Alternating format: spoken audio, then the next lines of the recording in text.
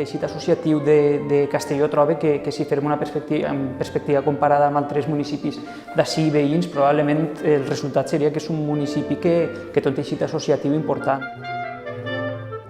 Trobem diferents tipus d'associacions, moltes d'elles les típiques que tenim als pobles del País Valencià, però d'altres prou característiques i prou particulars, no? I molt vinculades sobretot a l'escena cultural i artística.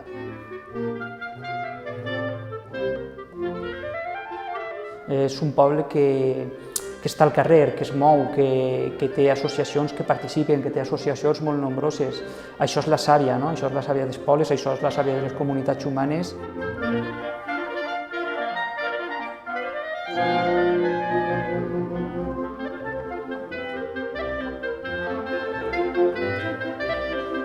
Tenim altre tipus d'associacions que pel simple fet d'existir ja faciliten la possibilitat vital, existencial, de que la gent participe en la comunitat. I això al final és una necessitat bàsica humana.